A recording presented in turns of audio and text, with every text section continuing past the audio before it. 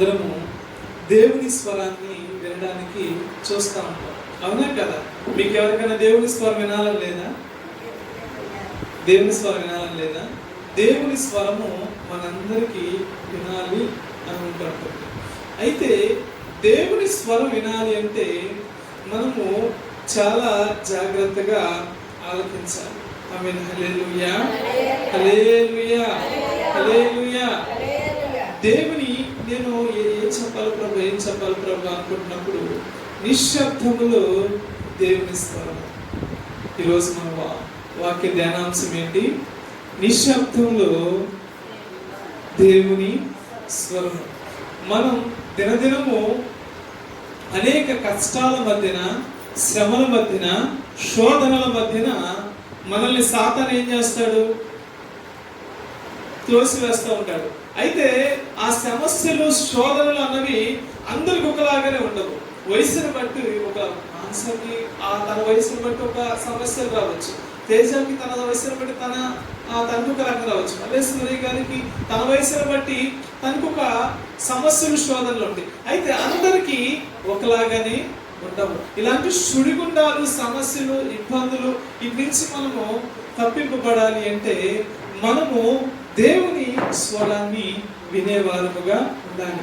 అయితే ఈ దేవుని స్వరం ఎలా వినాలో ఏలియా జీవితంలో నుంచి మనం నేర్చుకున్నాం. ఆమేన్. హల్లెలూయా, హల్లెలూయా. రాజులు మొదటి రాజుల గ్రంథము 19వ అధ్యాయము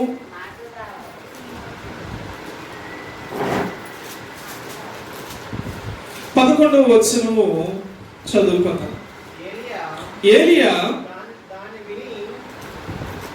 11వ వచనం, 19వ అధ్యాయము 11వ వచనం. అందుకైన నీవు పోయి పర్వతము మీద యెహోవా సముఖమందు నిలిచియుండుమని సెలవిచ్చెను. అంతటా యెహోవా ఆ వైపున సంచరింపగా బలమైన పెనుగాలి లేచెను. యెహోవా భయమునకు పర్వతములు బద్దలాయెను, శిలలు చిన్న భిన్నములాయెను. గాని యెహోవా ఆ గాలి దెబ్బ యందు ప్రత్యక్షము కాలేదు. గాలి పోయిన తరువాత భూకంపము కలిగెను. గాని ఆ భూకంపమునందు యెహోవా ప్రత్యక్షము కాలేదు. ఆ భూకంపమైన తరువాత మెరుపు పుట్టెను. గాని ఆ మెరుపు యందు యెహోవా ప్రత్యక్షము కాలేదు. ఆమేన్. హల్లెలూయా. దేవుని ప్రియులారా, మనము మొదటి రాజులు 19వ అధ్యాయము 11వ అధ్యాయము 11వ వచనము 12వ వచనంలో కొంతవరకు మనం ధ్యానము చేసుకున్నాం. దేవుని నామానికి స్తుతి కలుగును గాక. అయితే ఇక్కడ దేవుడు ఏలియాని ఒక ప్రాంతములకు వెళ్ళమన్నాడు, ఒక పర్వతములకు వెళ్ళమన్నాడు. ఆ పర్వతము పేరు ఏంటి? సేనాయి లేక హోరేబు పర్వతం. సేనాయి పర్వతాలు అనగా అనేక పర్వతాలు. ఆ పర్వతాలలో సేనాయి పర్వతాలలో ఒక పర్వతం హోరేబు అనుకోండి. హల్లెలూయా. హోరేబు పర్వతమునికి వెళ్ళమన్నాడు. ఈ హోరేబు పర్వతము గురించి, చరిత్ర గురించి మనం చూసినట్లయితే ఇది ఎక్కడికి వెళుతుందంటే మోషే దగ్గరికి వెళుతుంది. మోషేకి ఇదే పర్వతం మీద మాట్లాడాడు. మోషేతో కూడా ఉరుములు మెరుపులతో మాట్లాడినప్పుడు ఆయనకి ఏమిచ్చారు? అక్కడ 10 ఆజ్ఞలు ఇచ్చాడు. ఆ 10 ఆజ్ఞలతో ఇశ్రాయేలీలు ఏమి చేయకూడదో, ఏమి చేయాలో, ఏ విధముగా ఉండాలో, ఏ విధముగా ప్రవర్తించాలో అది తెలియజేయడం జరిగింది. అది మీకు కూడా తెలిసిన ఆజ్ఞలే, మీకు కూడా తెలిసిన సందర్భమే. అయితే ఏలియాతో మాట్లాడిన రీతి వేరు, మోషేతో మాట్లాడిన రీతి వేరు. మోషేతోనేమో ఆజ్ఞల గురించి, క్రమము గురించి మాట్లాడితే ఏలియాతోనేమో వేరుగా మాట్లాడుతున్నాడు. దేవుని నామానికి స్తుతి కలుగును గాక. ఏలియాతో ఉరుములలో మాట్లాడలేదు, మెరుపులతో మాట్లాడలేదు. కానీ ఎట్లా మాట్లాడాలంటే మెల్లని స్వరంతో. హల్లెలూయా. దేవుని ప్రియులారా, దేవుని మెల్లని స్వరాన్ని మనం వినగలిగితే ఈరోజు నీతోను నాతోను దేవుడు మాట్లాడతాడు. అయితే యోలియాతో మాట్లాడినట్లు మెల్లని స్వరముతో మాట్లాడతాడు, లేకపోతే యెహోషువతో మాట్లాడినట్టు, లేకపోతే మోషేతో మాట్లాడినట్లు గంభీరంగా మాట్లాడాలి. అంటే ఈ విధంగానే మాట్లాడతాడని దేవుడు ఏ విధంగానైనాను మాట్లాడతాడు. దేవునికి స్తుతి కలుగునే గాక. బిలాము ప్రవక్తతో ఏ విధంగా మాట్లాడాడు దేవుడు? గాడిదతో మాట్లాడాడు, జంతువుతో మాట్లాడాడు. ఆయన మాట్లాడాలి అనుకుంటే ఏ విధముగానైనాను మాట్లాడతాడు. ఆయన సహాయము చేయాలి అనుకుంటే ఏ విధముగానైనాను సహాయం చేస్తాడు. ఇదే ఏలియాకి కాకుల ద్వారా ఆహారాన్ని ఇచ్చి పోషించాడా లేదా? మనం రక్షించాలి అనుకుంటే ఏ విధముగానైనాను రక్షిస్తాడు. యోనాని ఎలా రక్షించాడు? చాప కడుపులో ఉంచి ఆయన్ని 3 రోజులు ప్రయాణం చేసి ఒక ప్రాంతంలో విసర్జించాడు. హల్లెలూయా. ఎలా? ఆయన రక్షించాలనుకుంటే ఏదైనా వాడుకుంటాడు, ఎలా అయినా వాడుకుంటాడు. ఆయన చేయాలనుకున్న కార్యాన్ని మాత్రము చెయ్యక మానడు, ఖచ్చితంగా చేస్తాడు. ఆమేన్. హల్లెలూయా, హల్లెలూయా. దేవుడు మనతో కొన్ని విధాలుగా మనతో మాట్లాడాలనుకుంటున్నాడు.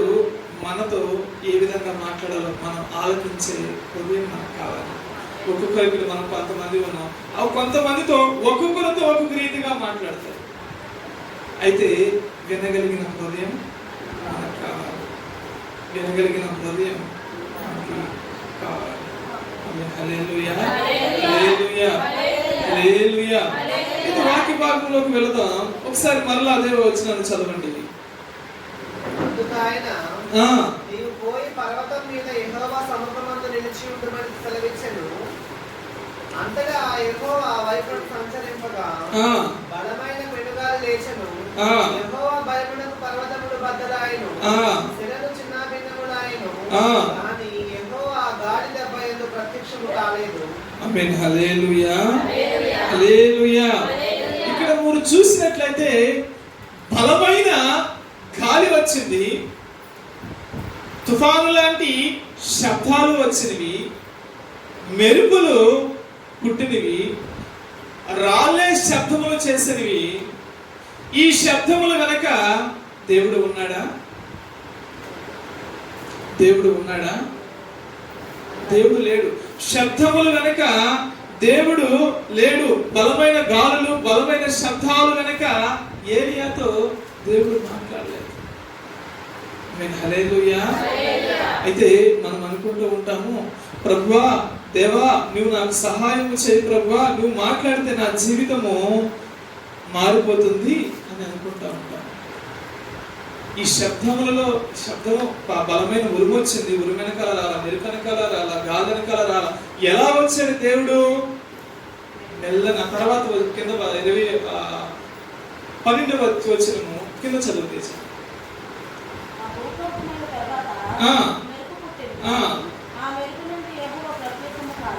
మాట చదువున్నాం. ఆ తర్వాత చదవండి. మెరుపు ఆగిపోయిన మిక్కిలి నిమ్మలముగా మాట్లాడు ఒక స్వరము వినబడెను.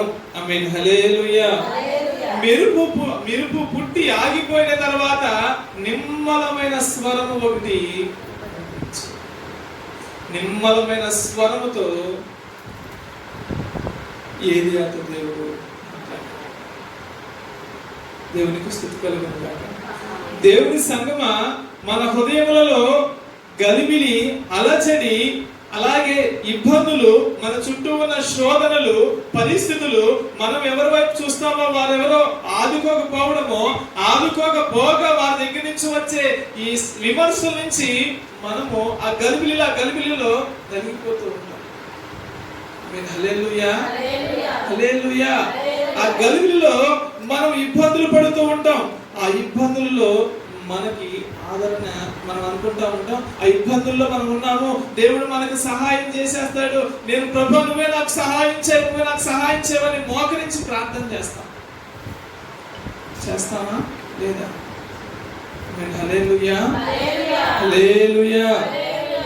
మనం దేవునికి ప్రార్థన చేస్తూ ఉంటాం.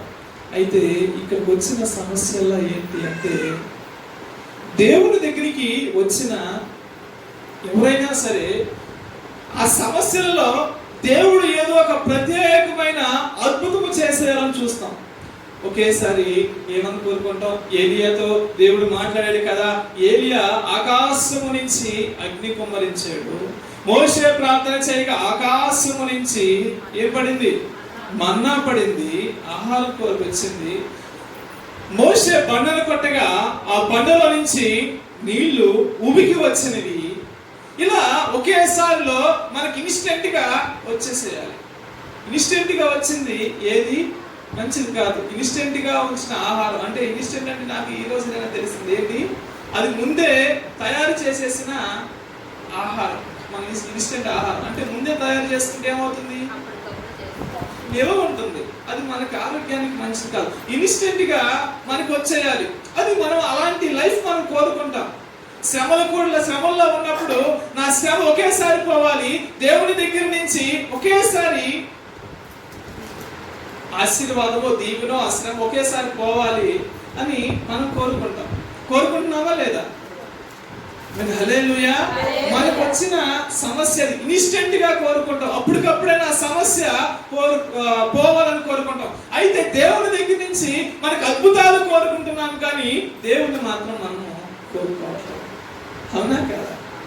ఆ సమస్యలో ప్రభా నీవు నాకు ఉండాలి ప్రభా అని మనం ఉంటామా? ప్రభా నాకు శ్రమ వచ్చినా, కష్టం వచ్చినా, బాధ వచ్చినా సరే నేను తొలగిపోయి ప్రభా నాకు ప్రార్థన చేస్తానా?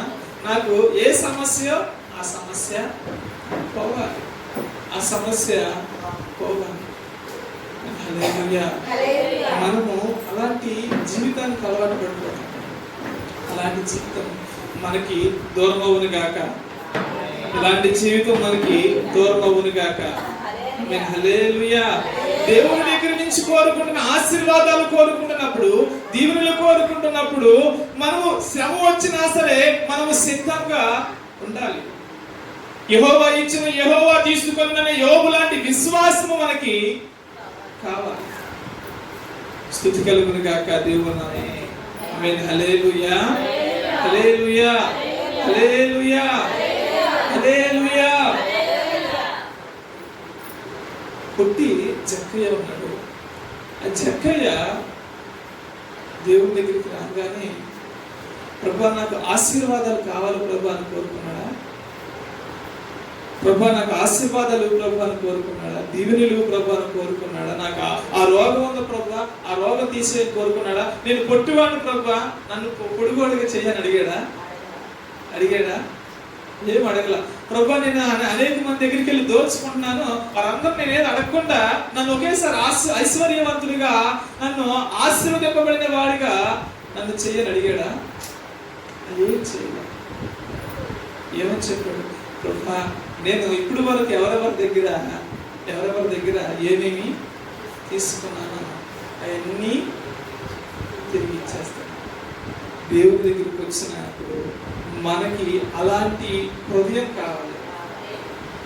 ముందు మన హృదయం సరైందనుకోండి, మన హృదయం సరిగ్గా ఉందనుకోండి, ఈ శ్రమలు వచ్చినా, ఇబ్బందులు వచ్చినా, కష్టాలు వచ్చినా ఇవన్నీ తర్వాత వస్తూ ఉంటాయి, పోతా ఉంటాయి.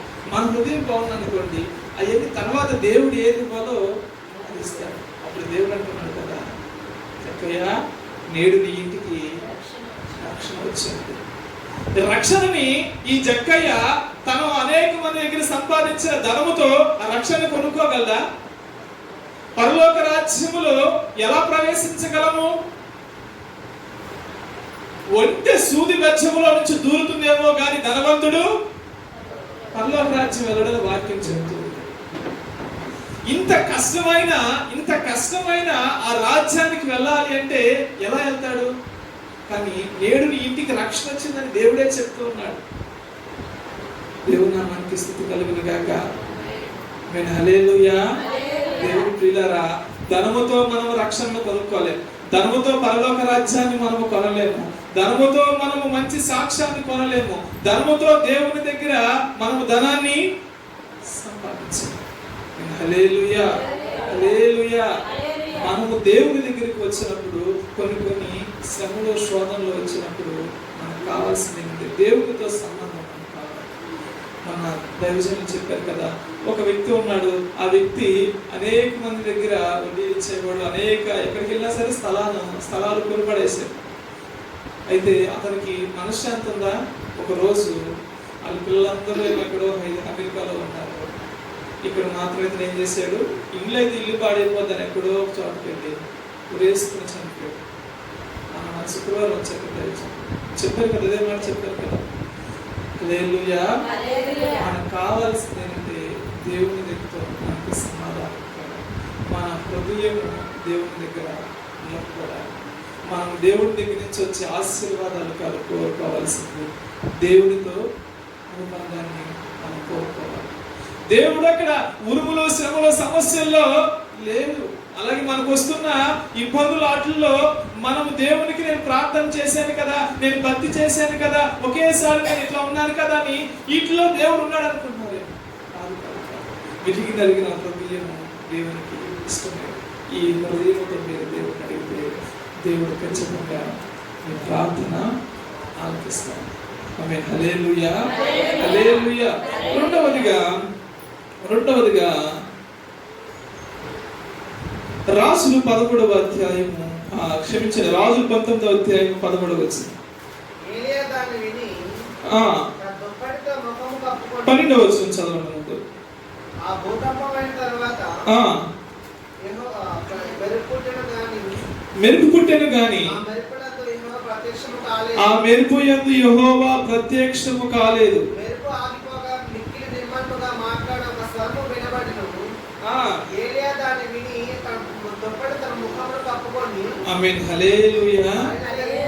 మెల్లని స్వరము వినపడెను. ఆమేన్. హల్లెలూయా. నిశ్శబ్దపు ధ్వని ఆ ప్రాంతమంతా ఆవరించింది. భయంకరమైన ఉరుములు వచ్చేసినాయి, భయంకరమైన మెరుపులు వచ్చినాయి, భయంకరమైన గాలి వచ్చింది. వీటిలో నుంచి ఏలియా బయటికి రాలా. ఆ ముసుగు కూడా బయటికి తీయలేదు. ఆ ముసుగు వేసుకుని లోనే ఉన్నాడు. దేవుని నామానికి స్తుతి కలుగును గాక. హల్లెలూయా. ఈ నిశ్శబ్దపు ధ్వని, మెల్లని స్వరం, దీన్ని హిబ్రూ భాషలో ఏమంటారంటే హల్లెలూయా, హల్లెలూయా. హిబ్రూ భాషలో కోల్ డెమామా. హిబ్రూ భాషలో ఈ పదాన్ని ఏమంటారు? కోల్ డెమామా. ఏంటిది? నిశ్శబ్దపు ధ్వనిని కోల్ డెమామా అని హిబ్రూ భాషలో అంటూ ఉంటారు. ఇలాగే దేవుడు ప్రత్యక్షమైనట్లు యోబు దగ్గర కూడా మనము చూడగలం. యోబు దగ్గర దేవుడు ప్రత్యక్షమైనప్పుడు కూడా ఈ ఉరుములు మెరుపులు గాలుల ద్వారానే దేవుడు ప్రత్యక్షమైనట్లు మనము చూస్తాం. హల్లెలూయా. అయితే ఈ ఏలియా విషయంలోకి వచ్చేసరికి కూడా ఈ ఉరుములు మెరుపుల్లో నుంచి ఏలియా బయటికి రాలేదు. ఇవన్నీ అయిన తర్వాత వస్తూ ఉన్నాడు. ఆమేన్. హల్లెలూయా, హల్లెలూయా. ఎప్పుడు వస్తున్నాడు? నిశ్శబ్దము ఆవరించినప్పుడు. దేవుని నామానికి స్తుతి కలుగును గాక. హల్లెలూయా. దేవుడు అనుకుంటూ ఉంటాం ప్రియులారా, మనకి దేవుడు దూరస్తుడై ఉన్నాడు, మనకు దూరంగా ఉన్నాడు అనుకుంటున్నాడు. దేవుడు మనకి అతి సమీపంగానే ఉన్నాడు. నీ జీవితంలో శోధనలు, ఇబ్బందులు, కఠినమైన పరిస్థితులు వచ్చినప్పటికీ, ఎలాంటి గాఢాంధకారమైన లోయలలో నువ్వు వెళుతున్నప్పటికీ దేవుడు నీకు దగ్గరగానే ఉన్నాడు. నేను హల్లెలూయా గుర్తుంచుకోవాలి. ఎలాంటి సమస్యలు వస్తున్నప్పటికీ దేవుడు మనకి దగ్గరగానే ఉన్నాడు. నువ్వు అనుకుంటా ఉంటావు, నేను కష్టాలలో ఉన్నాను, నేను బాధలలో ఉన్నాను అనుకున్నాను. అయితే నువ్వు ఎప్పుడు మోకరించి దేవుడికి ప్రార్థన చేస్తావో దేవుడు తన మెల్లని అయిన స్వరాన్ని మనకి వినిపిస్తాడు. ఆమేన్. ఆమేన్. ఆమేన్ అంటే ఏంటి? జరుగును గాక. దేవుడు మీ అందరితో మాట్లాడాలా? నేను హల్లెలూయా. మీ అందరితో దేవుడు మాట్లాడును గాక. దేవుడు తన మెల్లని స్వరాన్ని ఎలా వినిపిస్తాడు అంటే, హాగరు తెలుసు కదా. హాగరు ఎవరు? ఇస్మాయిల్ తల్లి. ఇంకా అబ్రహాము ఆ భార్య కింద కూడా. లేకపోతే శారాకి పనికత్తి, పనిచేసే బానిస. ఇంకా మనకు బాగా అర్థం అవ్వాలంటే, అయితే ఈ హాగర్కి ఎప్పుడు గర్వం వచ్చి ఈ శారాయిని చిన్న చూపు చూసిందో, ఈ శారాని చిన్న చూపు చూసిందో, ఇక నువ్వేం చేస్తావు, నువ్వు చేసుకో అమ్మా అని అబ్రహాం అన్నాడు. అనగానే ఇంట్లో నుంచి పంపించేసింది. ఆ హింసలు తాళలేక ఇక హాగరు పారిపోయినప్పుడు అరణ్యంలో ఉన్నప్పుడు దేవుడు ఒక చిన్న బిడ్డ ఉన్నాడు. అక్కడ ఆ అరణ్యంలో ఉన్నప్పుడు నీళ్లు కూడా లేవు. తనతో పాటు ఒక బిడ్డ ఉన్నాడు. కష్టకాలం వచ్చేసింది. ఆ బిడ్డ ముందు మనకేమన్నా అవుతుందంటే మనం భరించగలం. అయ్యో నా జీవితం ఎందుకు వచ్చింది అనుకుంటాం. కానీ అదే మన పిల్లలకు వచ్చింది అనుకోండి, అదే సమస్య పిల్లలకు వచ్చింది అనుకోండి, ఆ వేదన రెండంతలుగా ఉంటుంది. అది మనకు వచ్చినా సరే వచ్చింది అనుకోండి, అదే మన పిల్లలకు వస్తే రెండంతలుగా ఉంటుంది. హాగరు పరిస్థితి అదే. తన కుమారుడికి నీళ్లు లేవు. అరణ్యంలో ఉన్నారు, క్షమించాలి, ఎడారిలో ఉన్నారు. ఎడారిలో ఉన్నప్పుడు వారికి తాగడానికి చుక్క నీరు కూడా లేదు. అలాంటి గట్టి పరిస్థితుల్లో ఉండగా అప్పుడు మోకరించి ఆ పిల్లోడి వేదన చూడలేక ఆ పిల్లోడిని అక్కడ పక్కన పరుండు పెట్టి అక్కడ ప్రార్థన చేస్తుంది. ప్రార్థన చేయగానే అప్పుడు దేవుడు ఆ ప్రార్థన ఆలకించాడు. అప్పుడు దేవుడిని అనుకుంటున్నా, చూచుచున్న దేవుడు దేవుడు ప్రియులారా, మన కష్టకాలంలో, శ్రమ కాలంలో, ఇబ్బంది కలిగిన వేళలలో దేవుని మెల్లని స్వరం మనల్ని ఆలకిస్తుంది. కానీ మనం ఆలకించే హృదయం మనకు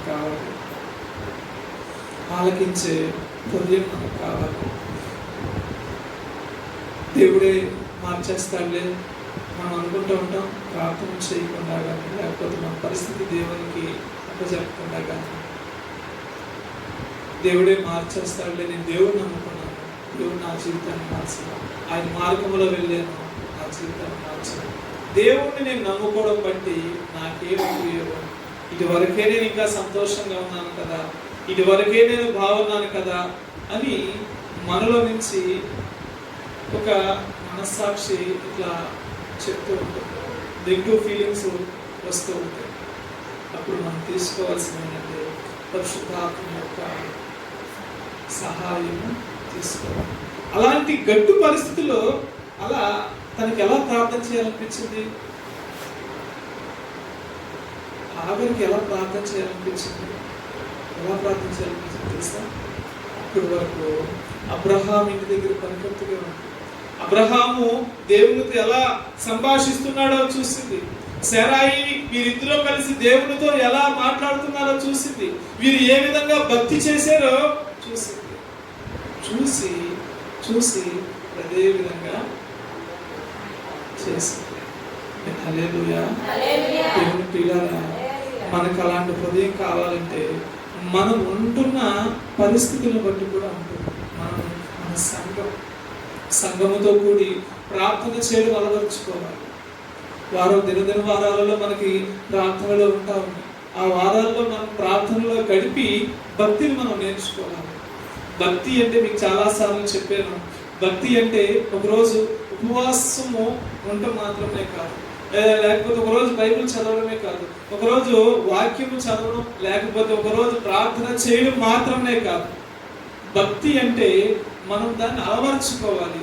ఎవరికి రాదు. మనం ఎట్లా దాన్ని నేర్చుకోవాలి?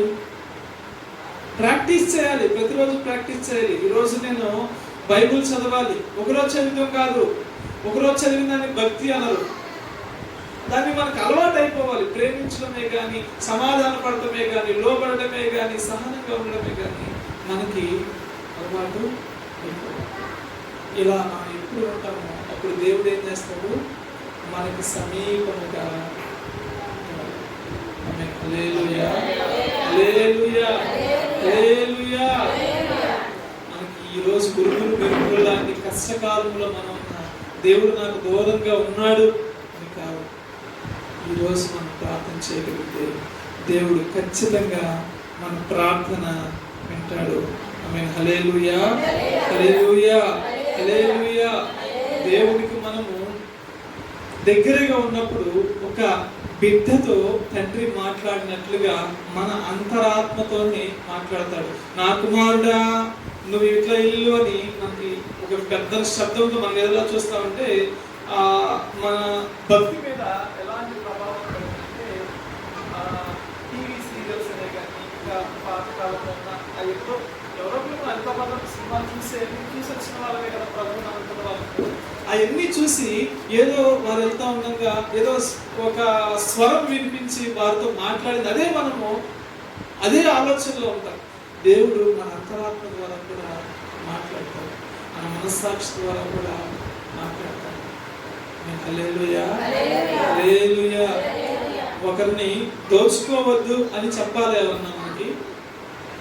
మన మనస్సాక్షి తక్కువ కాదా అని ఒకసారి మనకి చెప్తూ ఉంటుంది కదా, అలా కూడా దేవుడు మనతో మాట్లాడతాడు. హల్లెలూయా. ఒక బిడ్డతో తన తండ్రి మాట్లాడుతున్న రీతిగా మనతో మాట్లాడతాడు. హల్లెలూయా, హల్లెలూయా. దేవుని పిల్లరా, దేవుని స్వరాన్ని మీరు వినగలుగుతున్నారా? దేవుని స్వరాన్ని వినగలుగుతున్నారా? దేవుని స్వరాన్ని మనం వినాలి అంటే దేవునితో గడపాలి. దేవుని స్వరం విన్నప్పుడు ఎలా ఉంటుందంటే మన దోషములు మనకి జ్ఞాపకం వచ్చి పశ్చాత్తాపం కలుగుతుంది. మన దోషములు మనకి జ్ఞాపకం వచ్చి పశ్చాత్తాపం కలుగుతుంది. దేవుని స్వరం మనం విన్నప్పుడు ఎలా ఉంటుందంటే నిరీక్షణ కలుగుతుంది, ఆశ కోల్పోతాం. నిరీక్షణ కలుగుతుంది, ఆశ కోల్పోతాం. ఆశ అంటే ఎలా తెలుసా? నీకు కొంత భూమి ఉంది, కొంత ఆస్తి ఉంది, కొంత ధనం ఉంది. పోనేలే, మనం ఇప్పుడు వారం కదా, మా నిరీక్షణ ఏంటి? పరలోక రాజ్యం అని కదా, ఇక్కడ నాకేముందలే అని అనిపిస్తాం.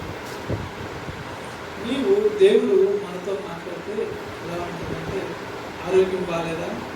పర్వాలేదు, మనం ఉన్నంతకాలం జాగ్రత్తగా ఉన్నాం. దేవుడి దగ్గరికి ఈ రోజు కాకపోతే రేపైనా వెళ్ళిపోవాల్సిందే. పోయింది కాదు.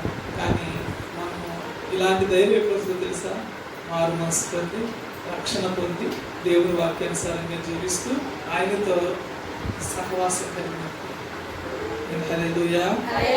దేవుని ప్రియులారా, ఇలాంటి అనుభూతి మీరు ఎప్పుడన్నా పొందారా? ఇలాంటి అనుభూతి ఎప్పుడన్నా పొందారా? పోతే పోయిందిలే అని మీకు ఎప్పుడన్నా అనిపించిందా? అలా అనిపించాలంటే మనకు ధైర్యం కావాలి కదా, ధైర్యం కావాలి కదా. ఈ ధైర్యం ఎప్పుడు వస్తుంది? దేవుడు మనతో ఉన్నప్పుడు. దావీదు అంటున్నాడు కదా, 10,000 మంది నా మీదకి వచ్చినా సరే నేను భయపడను, నా పక్షమునున్నవాడు బలవంతుడు. హల్లెలూయా. 10,000 మంది శత్రువులు నా ఎదురు వచ్చినా సరే నేను భయపడను, నా వైపు ఉన్నవారు ఎవరు? బలవంతుడు. హల్లెలూయా, హల్లెలూయా. అలాంటి విశ్వాసం మనకు కావాలి, అలాంటి విశ్వాసం కావాలి. చిన్న బాలుడు ఒక సింహం వస్తుంటే ఆ సింహము ఒక గొర్రె పిల్లని నోట కరుచుకుని పరిగెడుతూ ఉంటే ఆ సింహాన్ని చంపడం కోసం వెళ్ళాడు దావీదు. అలాంటి ధైర్యం ఎక్కడి నుంచి వస్తుంది? ఎక్కడి నుంచి వస్తుంది? దేవుడు మనతో ఉంటే వస్తుంది. హల్లెలూయా. దేవుని ప్రియులారా, మీరందరూ ధైర్యవంతులుగా ఉండాలి అంటే దేవుడు మనకి తోడుగా ఉండాలి. ఇది అయిన తర్వాత ఏలియా విషయంలో ఒక శబ్దము వచ్చింది. ఆ శబ్దములో కూడా దేవుడు లేడు. అలాగే ఆ తర్వాత ఆ మెల్లని స్వరముతో దేవుడు మాట్లాడుతూ ఉన్నాడు. ఆ మాట్లాడినప్పుడు ఏలియాకి ఏమైంది? చెప్పాలి. ఏలియా దానిని విని, చదవండి 3వ విషయం. తన దుప్పటితో మొహము కప్పుకొని బయలుదేరి గుహ వాకిట. ఆమేన్, హల్లెలూయా. ఇప్పుడు వరకు ముసుగు వేసుకున్న ప్రవక్త ఏలియా ఆ మెల్లని స్వరం వినగానే గుహ బయటికి వచ్చి నిలబడుతూ ఉన్నాడు. ఆమేన్, హల్లెలూయా, హల్లెలూయా. బలమైన ఉరుములు వచ్చినాయి, మెరుపులు వచ్చినాయి, బలమైన గాలి వచ్చింది. వాటికి ఏటికి భయపడలేదు. కానీ మెల్లని స్వరానికి మాత్రము లోబడి భయపడి బయటకు వచ్చి ఏలియా ఉన్నాడు. బయటకు వచ్చి నిలబడ్డాడు. దేవునామానికి స్తుతి కలుగును గాక. ఆమేన్, హల్లెలూయా. ఏలియా మామూలు వ్యక్తి కాదండి. 8 అద్భుతాలు చేశాడు, గొప్ప అద్భుతాలు చేశాడు. ఆకాశం నుంచి అగ్ని దించాడు. ఏలియా ప్రార్థన చేయగానే ఏమైంది? ఆకాశం నుంచి అగ్ని దిగి వచ్చింది. షూనేమీరాలు ఏమైంది కదా? క్షమించాలి. పేద విధవరాల్ని ఏం చేసేదన్నా? 1 సంవత్సరం అంతా ఆ కరువులో ప్రార్థన చేయగానే ఏమైంది? నూనె తక్కువ కాలేదు, పిండి తక్కువ కాలేదు. ఇంకా 40 రాత్రుల పగల్లో నడిచేది. ఇలాంటి అద్భుతాలు ఒకటి కాదు, అనేక అద్భుతాలు చేశారు. 3.5 సంవత్సరాలు వర్షం పడొద్దంటే పడలేదు. 3.5 సంవత్సరాల తర్వాత వర్షం పడమని ప్రార్థన చేయగానే పడింది. ఎన్నో అద్భుతాలు చూసిన ఈ ఏలియా, ఎన్నో అద్భుతాలు చేసిన ఈ ఏలియా ఒక మెల్లని స్వరానికి లోబడిపోయాడు, భయపడ్డాడు. హల్లెలూయా. పిల్లరా, ఆ మెల్లని స్వరానికి లోబడ్డాడు. ఎందుకు? విధేయత చూపించాడు. ఎందుకంటే ఆయన సర్వశక్తి కలిగిన దేవుడై ఉన్నాడు. ఆయనే గొప్ప దేవుడై ఉన్నాడు. ఆయన మూలముగానే నేను అద్భుతాలు చేశాను, నేను అద్భుతాలు చేసినా, గొప్ప కార్యాలు చేసినా సరే ఆ సర్వశక్తి కలిగిన దేవుడి మూలముగానే నేను చేయగలిగాను. దాన్ని గ్రహించాడు ఏలియా. స్వరాన్ని గ్రహించి లోబడ్డాడు. దేవుని పిల్లారా, దేవుని స్వరము నీతో మాట్లాడతాడు. ఏ విధముగానే నువ్వు మాట్లాడవచ్చు. వాక్యము ద్వారా, దైవజనులు వాక్యము చెప్తూ ఉంటే వాక్యము ద్వారా మాట్లాడవచ్చు. నువ్వు బైబిల్ చదువుతుంటే బైబిల్ ద్వారా మాట్లాడవచ్చు. నీవెక్కడో పని చేస్తూ ఉంటే ఆ పని ద్వారా, నీ పరిసర ప్రాంతాల ద్వారా కూడా దేవుడు మాట్లాడతాడు. అయితే అది దేవుని స్వరమా కాదా అని గ్రహించే హృదయము మనకు కావాలి. ఏలియా గ్రహించాడు. ఉరుములో దేవుడు లేడు, మెరుపులో దేవుడు లేడు, గాలిలో లేడు. అయితే ఈ మెల్లని స్వరము మాత్రము ఆ జీవము కలిగిన దేవునిదని గ్రహించాడు. దేవుని సంగమ, దేవుని స్వరాన్ని గ్రహిస్తున్నారా? దేవుని స్వరాన్ని గ్రహించలేకపోతే మనము అనేకమైన గొప్ప కార్యాలు మనం చూడలేము. అనేక గొప్ప కార్యాలు మనం చూడలేము. ఆ దేవుని స్వరము మనుషుల్ని, మనల్ని ఏం చేస్తుంది అంటే నిజమైన మారు మనసులోకి నడిపిస్తుంది. నిజమైన మారు మనసులోకి నడిపిస్తూ ఉంది. మీకు నేను తరచుగా చెప్తూ ఉంటాను, పాపాత్మురాలైన స్త్రీని అనేక మంది రాళ్లతో పట్ట చంపాలని చూశారు. అయితే యేసు ప్రభు క్షమించాడు. ఆ పాపాన్ని బట్టి వారందరూ ప్రభు యేసు ప్రభుని శోధించాలనుకున్నారు, ఆ స్త్రీని చంపాలనుకున్నారు. ఆ తీసుకొచ్చి ప్రభువా ఏం చేయమని అడిగితే ఆయన మీలో పాపం లేని వాడు మొట్టమొదటిగా రాయి వేయమన్నాడు. ఆ రాయి వేయమనగానే చిన్నపిల్లలకి మొదలుకొని పెద్ద పిల్లల వరకు అందరూ వెళ్ళిపోయారు. అందరూ వెళ్ళిపోయిన తర్వాత అమ్మా ఎవరు నేనేం చేయలేదా అంటే ఏం చేయలేదు ప్రభా, అయితే నేను ఏం చేయలేదు. హల్లెలూయా. ఏం చేయండి ఇక్కడ? ఇక నుంచి నీవు పాపము చేయకమ్మా అని చెప్పిన తర్వాత ఆ స్వరము ఆ హృదయాన్ని మార్చిందా లేదా? దేవుని మాట ఆమె జీవితాన్ని మార్చిందా లేదా? దేవుని ప్రియులారా, దేవుడు మనతో మాట్లాడితే మనకి మారు మనసు కలుగుతుంది. దేవుడు మనతో మాట్లాడితే మనం పరిపక్వత చెందుతూ ఉంటాం. మనము దేవునిలో నడుస్తూ ఉంటాం. మనం పరిపూర్ణతలో ఎదుగుతూ ఉంటాం. అనేక మందికి మాదిరిగా ఉంటాం. దేవుని స్వరము నిజమైన మారు మనసులోకి కనిపిస్తుంది. యోహాను అంటున్నాడు కదా, మీరు బాప్తిస్మం పొందడం కోసం ఎగబడుతూ ఉన్నారు. మంచి ఫలములు ఫలింపని ప్రతి చెట్టును నరకబడి అగ్నిలో వేయబడిన వాక్యం ఉందా లేదా? హల్లెలూయా. మనము సరైన మారు మనసు కలిగి ఉండాలి. మనం కొద్ది నిమిషాలలో ప్రభు బలలో పాలు పంపులు పొందుతూ ఉన్నాం. ప్రభు బలలో పాలు పంపులు పొందే మనము సరైన మారు మనసు ఉండాలి. అంటే ఏంటి? దేవుని స్వరాన్ని మనం వినగలిగేటప్పుడు ఉండాలి. హల్లెలూయా, హల్లెలూయా. ఏంటంటే నేను దేవుని స్వరాన్ని వినలేదు, దేవుడు లేనట్లేనా, అయితే నేను పాలు పంపులు పొందవసరం లేదా, నిజంగా దేవుడు లేనట్లేనా అని మీరు అనుకోవద్దు. మీకు తరచుగా చెప్తూ ఉంటాను కదా యోబు గురించి. యోబు దేవుని స్వరాన్ని వినకపోయినా సరే శ్రమ అనుభవించడానికి ఆయన ఇష్టపడ్డాడు. ఎవరో చెప్పిన మాట విని ఆయన భక్తి చేసుకుంటూ వచ్చాడు. హల్లెలూయా. అలా భార్య తిట్టినా సరే మౌనంగా ఉన్నాడు. కుమారులు చనిపోయిన మౌనంగా ఉన్నారు. పనివారు అప్పటి వరకు దాసులుగా ఉంటే ఆయనకు ఒదిగిపోయిన వారు కూడా వెళ్ళిపోతుంటే మౌనంగా ఉన్నారు. ఇక వారిని పట్టించుకునే వారే లేనప్పుడు కూడా మౌనంగా దేవుడిని స్తుతించారు. యెహోవా ఇచ్చాను, యెహోవా తీసుకున్నాను. ఇన్ని శ్రమలు పడిన తర్వాత ఆఖరిలో వచ్చి ఉరుములు మెరుపుల ద్వారా దేవుడు మాట్లాడితే అంటున్నాడు కదా, ప్రభా ఇప్పుడు వరకు నేను నీ గురించి చెప్తే నేను విని విశ్వాసం ఉంచాను, ఇప్పుడు నా కన్నులారా నేను చూస్తున్నాను ప్రభా. హల్లెలూయా. దేవుని పిల్లరా, అలాంటి విశ్వాసంలోకి రావాలి. దేవుని స్వరం వినాలి. దేవుని స్వరం వినకపోయినా సరే అలాంటి విశ్వాసంలో మనం పరిపూర్ణంగా నడవాలి. ఆమేన్. హల్లెలూయా, హల్లెలూయా, హల్లెలూయా, హల్లెలూయా, హల్లెలూయా. అయితే ఒక్కోసారి దేవుడు మనతో సైలెంట్ ఉండవచ్చు.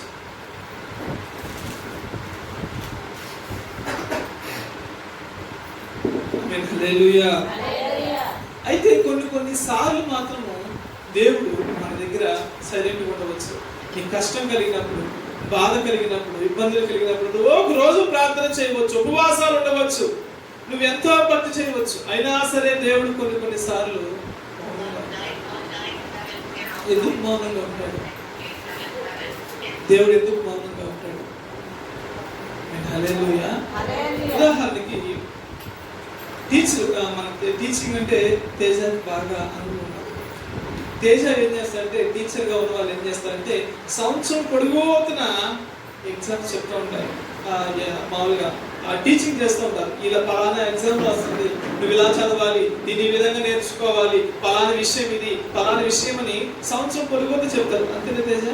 సంవత్సరం పొడుగుతున్న చెప్తారు. అదే ఎగ్జామ్ పెట్టిన తర్వాత వాళ్ళే విజిలేటర్గా వెళ్తారు. మళ్ళీ ఎగ్జామ్ పెట్టిన తర్వాత అప్పుడు వరకేమో వాళ్ళే ఇట్లా చదవాలని చెప్తారు. వాళ్ళ ఎగ్జామ్ కూడా వాళ్ళే వెళ్తారు విజిలేటర్గా. వెళ్ళినప్పుడు ఏమైనా చెప్తారు? మీరు ఏం చెప్తారా? అడిగితే పేపర్స్ ఇచ్చేసేస్తారు. అవునా కదా? చెప్పండి సార్ అంటే. కానీ ఎగ్జామ్ అయిపోయేంత వరకు కూడా ఇన్విజిలేటర్ ఏం చేస్తాడు? సైలెంట్గా ఉంటాడు. ఏమి మాట్లాడు, ఏం చేస్తున్నారో చూస్తా సైలెంట్గా. హల్లెలూయా. దేవుడు కూడా అంతే. మన జీవితంలో మనం నేర్చుకునేటప్పుడు అనేక విషయాలు నేర్పిస్తూ అనుభవాల ద్వారా, మన కష్టాల శోధన ద్వారా నేర్పిస్తూ ఉంటాడు. అలాగే కొన్ని కష్టాలలో మనం బాధలు పడుతూ ఉన్నా, కష్టాలు పడుతూ ఉన్నా ఇన్విజిలేటర్ చూస్తున్నట్లు సైలెంట్గా. ఎందుకని? వీళ్ళు నేర్చుకోవాలి. ఈ పరీక్షలో ఒకసారి ఫెయిల్ అయ్యావా పర్వాలా, నెక్స్ట్ సారి మళ్ళా అదే ఎగ్జామ్ రాయి, ఈసారి పాస్ అవుతాం ఖచ్చితంగా. కష్టపడి మళ్ళా చదివితే ఈసారి ఖచ్చితంగా పాస్ అవుతాం. దేవుడు చేసేది సైలెంట్గా ఉంటాడు. కొన్ని పరిస్థితులు, కొన్ని కష్టాలలో సైలెంట్గా ఉంటాడు. ఎందుకంటే మనకి అనుభవం రావాలి, మనం నేర్చుకోవాలని. ఒకసారి నువ్వు ఆ పరీక్ష పాస్ అయ్యావా, 100 సార్లు వచ్చినా సరే నువ్వు కళ్ళు మూసుకుని రాసేస్తావు. హల్లెలూయా. మొదటిసారి రాసేటప్పుడు బట్టి రాస్తానేమో, రెండోసారి రాసినప్పుడు కొంచెం గుర్తుంచుకుని రాస్తాం, పద్దాక రాస్తూ ఉంటే దాని మీద అనుభవం పెరిగి వాళ్ళు చెప్పందు కూడా కొన్ని విషయాలు కొత్తగా రాస్తాం. అవునా కదా? వాళ్ళు చెప్పందు కూడా అనుభవంతో వచ్చినప్పుడు ఈ కొత్త విషయాలు రాస్తాం. దీంట్లో కూడా రాసేయచ్చులే అని కొత్త రాస్తాం. జీవితంలో వచ్చే శ్రమలు కష్టాలు కూడా అంతే. మొదట్లో నీ కష్టం ఉండవచ్చు, తర్వాత వస్తూ ఉంటుంటే అది నీ కష్టంగా ఉంటుంది. అలాంటి అలవాటైపోతుంటారు ఎవరు అనుకోమాకండి, అలవాటైపోయి వాటిని ఎలా చేయించాలో నేర్చుకుంటారు. ఎలా చేయించాలో నేర్చుకున్న తర్వాత మీరు దాని గురించి భయపడాల్సిన అవసరం లేదు. అందుకని దేవునికి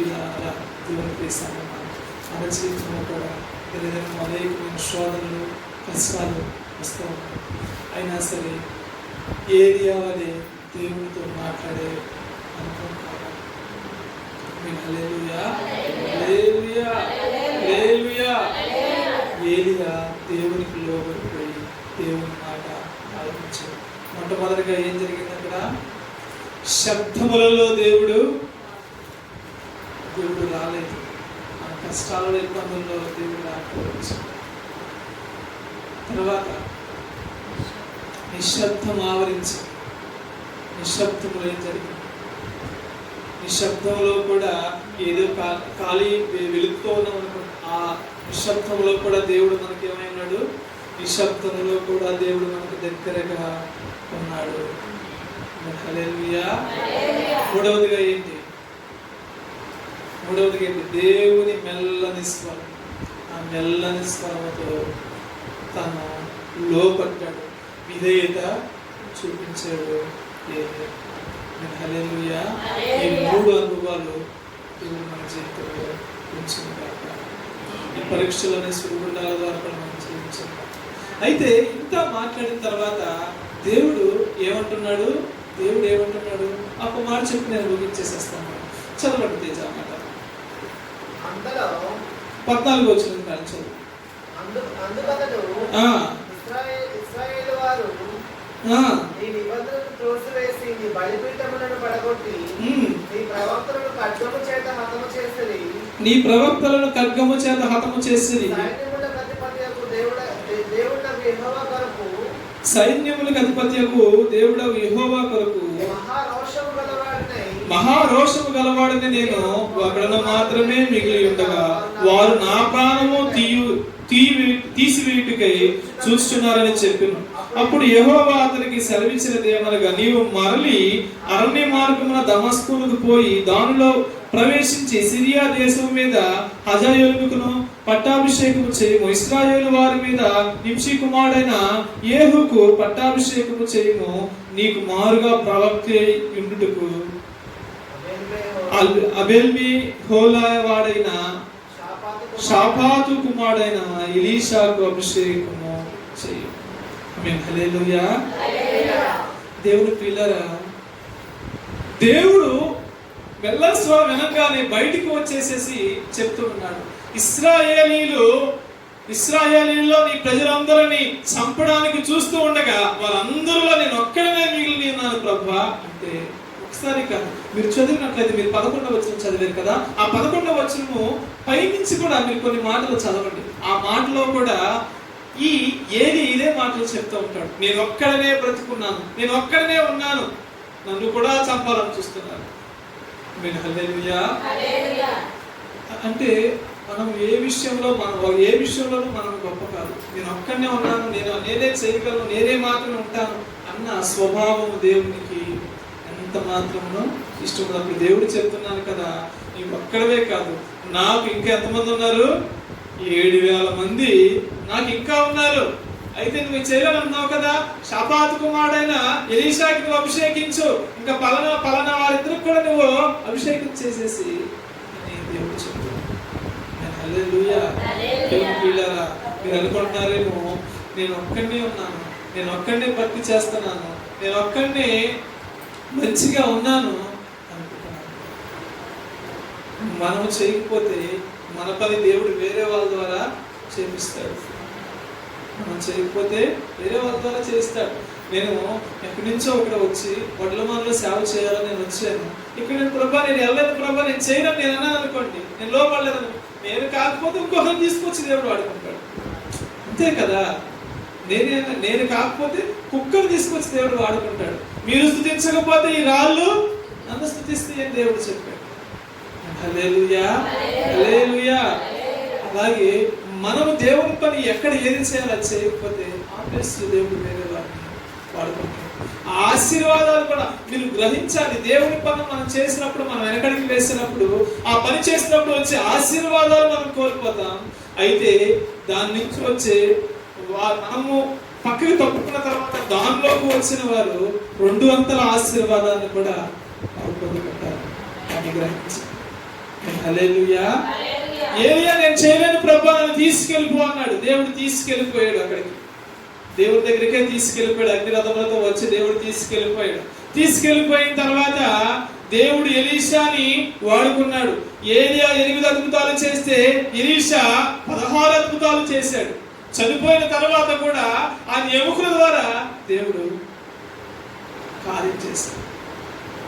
ఒక చనిపోయిన వ్యక్తిని 16 అద్భుతం గురించి ఒక మాట చెప్పి వినిపిస్తాను. ఎలీషా చనిపోయిన తర్వాత ఒక చోట పాతి పెట్టారు కదా, ఆ తర్వాత అదే చోట ఒక వ్యక్తిని పాతి పెడితే ఆ చనిపోయిన వ్యక్తి తిరిగి లేచాడు. దేవునామానికి స్తుతి కలుగును గాక.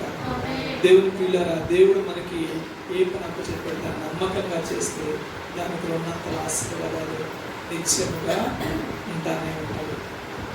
హల్లెలూయా.